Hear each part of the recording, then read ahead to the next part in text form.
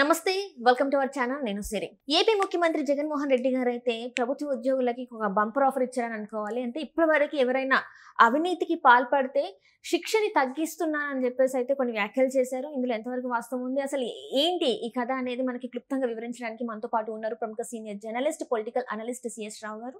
నమస్కారం. నమస్తే సిరి. సరే, ఇప్పుడు చూస్తున్నట్టయితే ఆంధ్రప్రదేశ్లో ప్రభుత్వ ఉద్యోగులు కొంత నిరసన వ్యక్తం చేశారు, వ్యతిరేకంగా ఉన్నారు జగన్మోహన్ రెడ్డి గారికి. అయితే ఇదే సమయంలో తన వైపు తిప్పుకోవడానికి జగన్మోహన్ రెడ్డి గారు అయితే ఒక బంపర్ ఆఫర్ ఇచ్చారని అనిపిస్తుంది. ఏంటంటే ప్రభుత్వ ఉద్యోగులకి ఎవరైతే అవినీతికి పాల్పడతారో వాళ్ళకి కొంచెం శిక్ష తగ్గించే అవకాశం ఉంది అని చెప్పేసి అయితే వార్తలు వస్తున్నాయి. ఇందులో ఎంతవరకు వాస్తవం? తగ్గించే అవకాశం కాదు, ఆల్రెడీ తగ్గించేశాడు. ఇప్పుడు ఎవరైనా అవినీతికి పాల్పడితే ఏసీబీ వాళ్ళు ట్రాప్ చేసి ఇమీడియట్ గా సస్పెండ్ చేస్తారు. సస్పెండ్ అంటే కనీసం 2 సంవత్సరాలు, 2 years. 2 years మ్యాక్సిమం ఉంది. 2 years శిక్షించవచ్చు, సస్పెండ్ చేయొచ్చు 2 years. కానీ ఇప్పుడు దాన్ని తగ్గిస్తూ జగన్మోహన్ రెడ్డి లేదు ఎంత అవినీతికి పాల్పడినా కానీ 1 సంవత్సరం మాత్రమే చాలు సస్పెన్షన్ అని చెప్పి 2 years ఉన్న సస్పెన్షన్ 1 year తగ్గించాడు.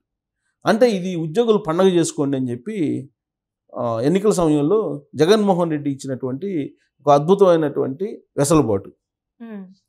సో ఏ సీఎం భారతదేశంలో ఇలాంటి నిర్ణయాలు తీసుకోరు. జగన్మోహన్ రెడ్డి తప్ప ఇది సాధ్యం కాదు.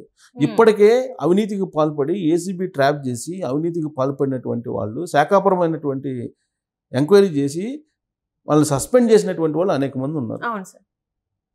వాళ్ళని ఇప్పుడు ఆదుకునేందుకు జగన్మోహన్ రెడ్డి ఆ సస్పెన్షన్ని 2 years దాన్ని 1 year చేసి విధుల్లోకి చేరండి అని చెప్పి ఆయన ఒక నిర్ణయం తీసుకుంటూ తాజాగా ఒక జీవో జారీ చేశారు. ఇది జగన్మోహన్ రెడ్డికే చెల్లిద్ది. జగన్మోహన్ రెడ్డిని ఏమనాలో సీనియర్ జర్నలిస్ట్గా నాకైతే అర్థం కావట్లేదు. ఇప్పుడు ఎవరైనా అవినీతికి పాల్పడితే కఠినమైన చర్యలు తీసుకుంటాను అని చెప్పి చెప్తారు. 2 సంవత్సరాలు ఉన్న సస్పెన్షన్ 3 సంవత్సరాలు పెంచుతారు. జగన్మోహన్ రెడ్డి రివర్స్ కదా. సో రివర్స్లో ఆలోచించి ఆయన ఒక 2 సంవత్సరాలు ఉన్న సస్పెన్షన్ 1 yearకి తగ్గించేశారు. ఈ జగన్మోహన్ రెడ్డి 2019లో ముఖ్యమంత్రి అయిన తర్వాత ఆయన ఏం చెప్పాడంటే 100 రోజుల్లో ఒక మంచి ముఖ్యమంత్రిగా నేను పేరు తెచ్చుకుంటాను, 100 రోజులు నాకు గడువండి, ఈ 100 రోజుల్లో నేను ఒక మంచి ముఖ్యమంత్రిగా నేను పేరు తెచ్చుకుంటానని చెప్పిన ముఖ్యమంత్రి ఈయన జగన్మోహన్ రెడ్డి. అవినీతి రహిత పాలన నేను చేస్తాను, నేను ప్రమాణం చేస్తున్నాను అని చెప్పాడు. దానికి సంబంధించి టోల్ ఫ్రీ నెంబర్లు కూడా ఇచ్చాడు. టోల్ ఫ్రీ నెంబర్లు ఇచ్చి ఆ టోల్ ఫ్రీ నెంబర్లకు మీరు ఎనీ టైం ఫోన్ చేయండి, మీ జగనన్న ఇక్కడ ఉంటాడు, మీ జగనన్న అవినీతి చేసినటువంటి వాళ్ళని తాట తీస్తాడు అని చెప్పి 2 టోల్ ఫ్రీ నెంబర్లు కూడా ఇచ్చాడు. టోల్ ఫ్రీ నెంబర్లు కూడా ఇచ్చాడు. పథకాలకు ఒకటి ఇచ్చాడు, పథకాల్లో అవినీతికి సంబంధించి ఒకటి ఇచ్చాడు, ఉద్యోగులకు సంబంధించి అవినీతికి పాల్పడితే అని చెప్పి ఇంకోటి టోల్ ఫ్రీ నెంబర్ ఇచ్చారు. ఆ టోల్ ఫ్రీ నెంబర్లకి కొన్ని లక్షల ఫోన్లు వచ్చినాయి. కొన్ని లక్షలు, వేలు కూడా కాదు, కొన్ని లక్షల ఫోన్లు వచ్చినాయి. ఒక్క ఫోన్కి కూడా పరిష్కారం చూపలే ఈ జగన్మోహన్ రెడ్డి ప్రభుత్వం. ఒక్క ఫోన్కి కూడా పరిష్కారం చూపించలే. అసలు ఇది వినడానికి ఏసీబీకి సంబంధించి ఏసీబీ ఇన్ఛార్జిని మొత్తాన్ని అప్పుడు ఆయన సీతారామంజలిని ఒక సీనియర్ ఐపీఎస్ ఆఫీసర్కి అప్పచెప్పారు. ఏసీబీ డీజీగానే ఇచ్చారు.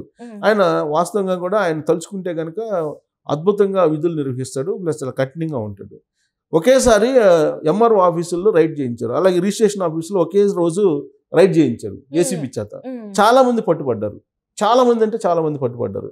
సో దాంతో అందరూ ఏమనుకున్నారంటే జగన్మోహన్ రెడ్డి అద్భుతంగా చేశాడు, మంచి ఆఫీసర్ని వేసేసాడు, ఏసీబీ వాళ్ళు ట్రాప్ చేస్తున్నారు, ఇంకా అధికారులు అవినీతి చేయడానికి భయపడిపోతారు, హడలిపోతున్నారు అని చెప్పి వాళ్ళ సొంత మీడియాలో డబ్బా కొట్టుకున్నారు.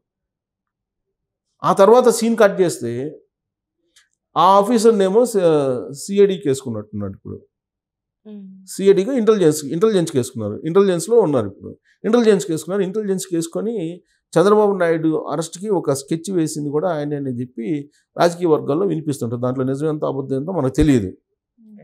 సో ఆ ఆఫీసర్ యొక్క టాలెంట్ని చంద్రబాబు నాయుడుని అరెస్ట్ చేసుకోవడానికి ఉపయోగించాడు జగన్మోహన్ రెడ్డి అనేది రాజకీయ వర్గాల్లో బలంగా వినిపిస్తూ ఉంటుంది. సో అధికారిని తీసుకెళ్ళి అక్కడ వేశాడు. ఇప్పుడు ఏసీబీ రైడ్ చేసి ఏసీబీ దొరికిన తర్వాత సస్పెండ్ అయినటువంటి ఉద్యోగులు ఎవరైతే ఉన్నారో కొన్ని 100 మంది ఉన్నారు. వాళ్ళని మళ్ళీ వాళ్ళ సెక్షన్ తగ్గించి 2 సంవత్సరాలు 1 సంవత్సరం తగ్గించి వాళ్ళని విధుల్లో చేరమని చెప్పి ఇప్పుడు చెబుతున్నాడు జగన్మోహన్ రెడ్డి. తర్వాత ప్రభుత్వ ఉద్యోగులు వ్యతిరేకంగా ఉన్నారు జగన్మోహన్ రెడ్డి ప్రభుత్వానికి, 190% వ్యతిరేకంగా ఉన్నారని చెప్పి ఆయనకి తెలుసు. సర్వేలు అదే చెప్తున్నాయి. ప్రభుత్వ ఉద్యోగుల్ని 10 మందిని కదిలించినా 8 మంది అదే చెప్తారు. సో ఇలాంటి పరిస్థితుల్లో ప్రభుత్వ ఉద్యోగులను కాదని ప్రభుత్వం మళ్ళీ ఏర్పాటు చేయడం సాధ్యమా? అనేది ఇప్పుడు జగన్మోహన్ రెడ్డి ముందున్న ఛాలెంజ్. వాస్తవంగా సిపిఎస్ రద్దు నేను 15 రోజులు చేసేస్తానన్నా అది పెద్ద విషయం కాదని చెప్పాడు గత ఎన్నికల ముందు ఉద్యోగులకి. ఈ ఉద్యోగులు ఏం చేశారు, చదువుకున్న వాళ్ళు కదా, చాలా అద్భుతంగా చప్పట్లు కొట్టేసి అసలు జగన్మోహన్ రెడ్డి అంత అద్భుతమైనటువంటి లీడర్ ఇంకొకరు లేరని చెప్పి ఆ రోజు చప్పట్లు కొట్టి ఓట్లు వేయించారు. సీన్ కట్ చేస్తే జగన్మోహన్ రెడ్డి ప్రభుత్వం వచ్చింది.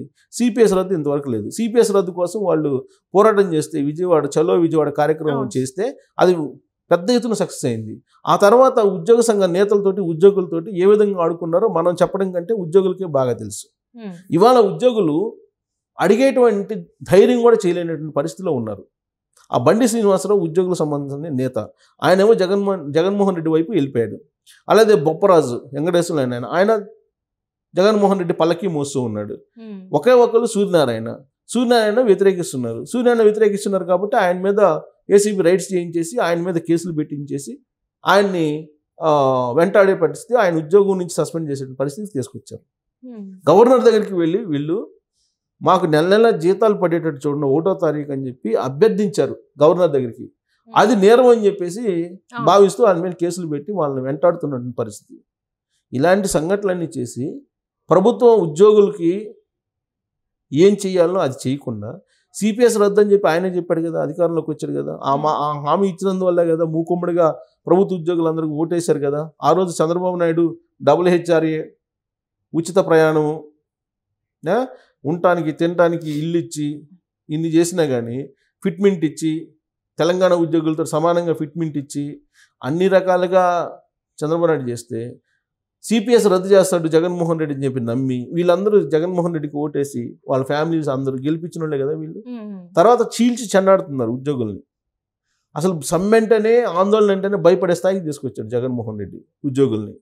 సో ఇదంతా కూడా ఉద్యోగుల్లో ఉంది కాబట్టి వాళ్ళల్లో అసంతృప్తి అసహనం ఏదైతే ఉందో దాన్ని తొలగింపజేయాలని అంటే అవినీతి పరులైనటువంటి ఉద్యోగులకు కనుక వెసులుబాటు కల్పిస్తే వాళ్ళే మిగతా వాళ్ళని తమ వైపు తిప్పుతారనే ఉద్దేశంతో ఆయన అవినీతి పరులైనటువంటి సస్పెండ్ అయినటువంటి ఉద్యోగులకి 2 సంవత్సరాలని 1 సంవత్సరం చేశారు. జనరల్గా హుషారుగాళ్లే కదా అవినీతి చేసేది, హుషారుగాళ్లే అవినీతి చేస్తారు. తర్వాత లీడర్ క్వాలిటీస్ బాగా ఉన్నటువంటి వాళ్ళే అవినీతికి పాల్పడే వాళ్ళు కూడా ఎక్కువ మంది ఉంటారు. సో ఇప్పుడు వాళ్ళకి కనుక వెసులుబాటు కల్పిస్తే మిగతా వాళ్ళని కూడా లాక్కొస్తారు తమ వైపు అనేది జగన్మోహన్ రెడ్డి యొక్క ఆలోచన అయి ఉండొచ్చు.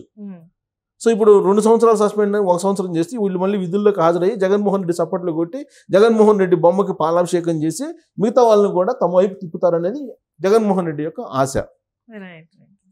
అందుకే అలాంటివి చేస్తుంటారు. ఏ ముఖ్యమంత్రి ఇలాంటి చేయడు.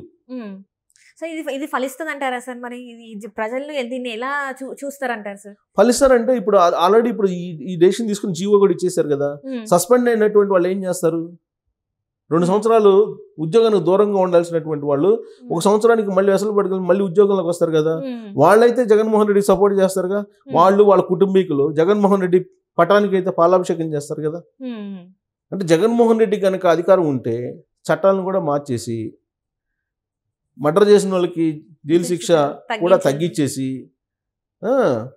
అసలు వాళ్ళకి వెసులుబాటు కల్పించేసి వాళ్ళకి ఎలక్షన్లప్పుడు మొత్తం వాళ్ళని జైల్లో నుంచి వదిలిపెట్టేసి ఎలక్షన్లప్పుడు ఆ నిర్ణయాలు కూడా తీసుకుంటారేమో.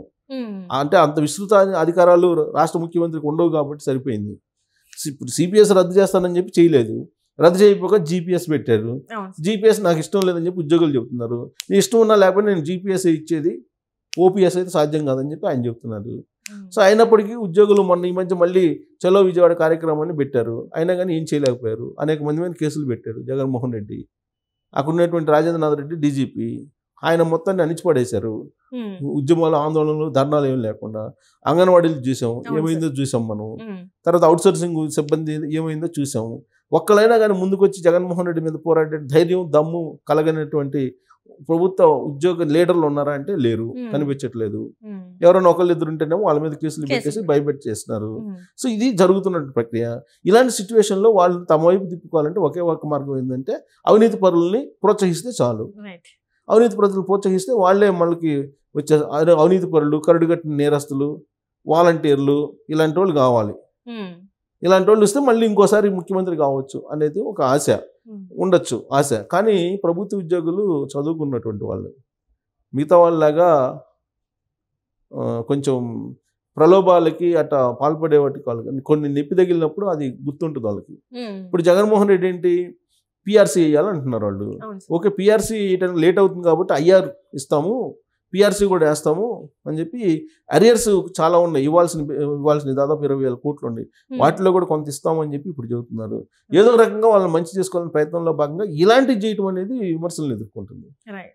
ఇప్పుడు అవినీతి రహిత పాలన అందిస్తానని చెప్పి వచ్చినటువంటి జగన్మోహన్ రెడ్డి అవినీతి కోరుల్ని అవినీతి కోరులకు ఉన్నటువంటి శిక్షను తగ్గించేటువంటి ప్రయత్నం చేస్తున్నారంటే జగన్మోహన్ రెడ్డిని సమాజం ఎలా నమ్మాలి? నమ్ముతుందా సమాజం? అంటే ఇంకా ఛాన్స్ ఇచ్చినట్టే కదా సార్. అదే చెప్పేది. ఇప్పుడు అవినీతి రహిత పాలన అందిస్తానని చెప్పి ప్రమాణం చేసి ముఖ్యమంత్రిగా అయ్యావు కదా, పరిపాలన సాగిస్తున్నావు కదా, అలాంటిది అవినీతిని ప్రోత్సహించినట్టే కదా, ఇండైరెక్ట్ గా అవినీతిని ఇండైరెక్ట్ గా ప్రోత్సహించినట్టే కదా ఈ జీవో తీసుకురావడం అనేది.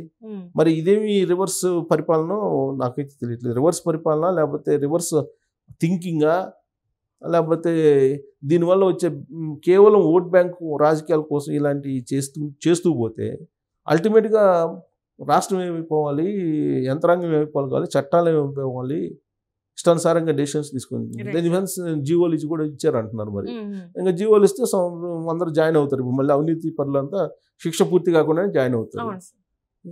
సో రకరకాల ప్రయత్నాలు చేస్తున్నారు జగన్మోహన్ రెడ్డి. చివరి దింపుడు కళ్ళు ఆశల్లాగా రకరకాలు చేస్తున్నారు. బట్ అంత ఈజీగా మర్చిపోరు కదా. గతంలో ఏంటంటే మీడియా గుర్తు చేసేది కాదు, ఎప్పుడో జరిగిన సంగతులు. కానీ ఇవాళ సోషల్ మీడియా బలంగా ఉంది కదా. గతంలో ఆయన ఏం చెప్పాడు ఇవన్నీ రివీల్ చేస్తుంటారు కదా, ప్రతి వాళ్ళకి గుర్తు చేస్తూ ఉంటారు. కాబట్టి అంత ఈజీ అయితే కాదు. జగన్మోహన్ రెడ్డి ఏదో అనుకుంటున్నాను, సొంత మీడియా ఉంది, మార్కెటింగ్ చేసుకుంటున్నాను, ప్రచారం చేసుకుంటున్నాను, కాబట్టి నేను ఏం చేసినా నడిచిపోద్ది అని చెప్పి అనుకోవచ్చు. ఎవరైనా అనుకుంటారు. జగన్మోహన్ రెడ్డి కాదు, జగన్మోహన్ రెడ్డి లాగా హంగు ఆర్బాటు ఉన్నటువంటి ఎవరైనా అనుకుంటారు. అలా అనుకున్న వాళ్ళందరూ మనం చూసాం చాలా సందర్భాల్లో బోల్తా పడినటువంటి సందర్భాలు. మరి జగన్మోహన్ రెడ్డి ఇలాంటి నిర్ణయాల ద్వారా ఆయన ఎంత లబ్ధి పొందుతాడో, ఎంత లేదంటే నష్టపోతాడా అనేది చూడాలి. Right. Thank you so much sir.